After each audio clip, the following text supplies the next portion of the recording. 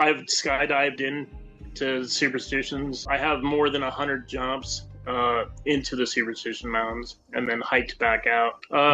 I've flown up and down canyons.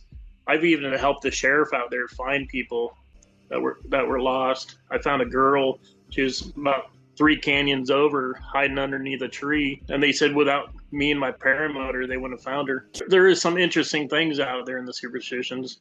I discovered a door in the superstitions that's approximately, I never measured it, never stood right next to it and measured it, but it's about 20 feet tall, and it has a swivel lock on top. And on the side, it has a hook, like a gate hook, and a door, like a doorknob or a way to open the door. It looks like something for 2 fingers to slide into and to open the door up. Appears to be stone. I don't want to sound crazy, but I would say definitely there were giants in those superstitions. I definitely found a skull with a helmet, and it's definitely giant. I mean, it's as big as a Volkswagen Bug. And I was camping in my camper van. I heard boom, and the van shook. Boom, and the van shook. Boom, and the van shook. And it made me think of Jurassic Park. I threw the covers over my head, and I texted my friend Craig. I said, "Did you feel that?" And he said, "Don't shine a flashlight." And it made me think, oh my gosh, is it possible a giant could be alive in the superstitions? It's possible, maybe. I think you have to know what you're looking for in order to find it. There's a lot of things that are hidden in plain sight. One you can see the skull really well in it. The second one, the skull looks smashed, and then you can see the bottom jaw with the teeth kind of laying off to the side. And that one, the helmet appears to be gold. And on the side of the helmet, it looks like it's stamped into the side of the helmet of a lion's head and a mane.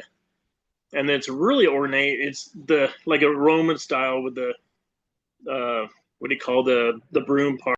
But you can see it really well. It's giant size though. And then the other one is propped up right next to a door that goes into the mountain. So Alta Stone's treasure map, my decipher.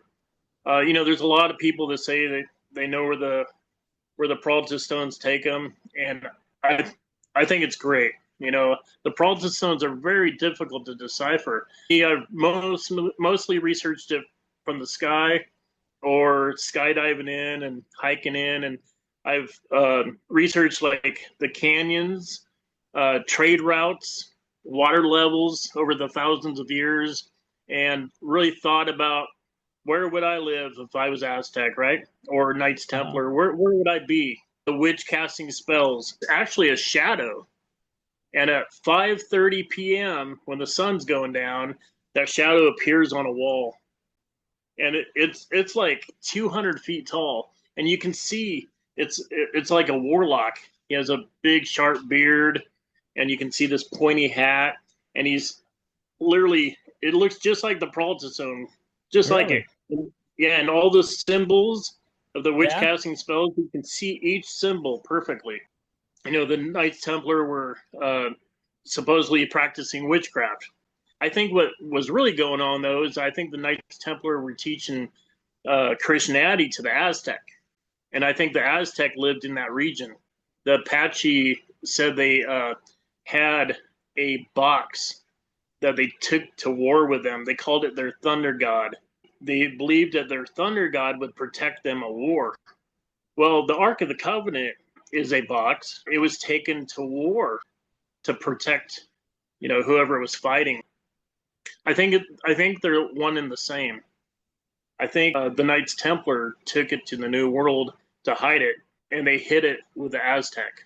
I also wrote another book about the Lost Dutchman's treasure, Story of Truth. It's called The Lost Dutchman's Treasure, Story of Truth. But if you can get a copy of it, I'll give you $1,000 for it.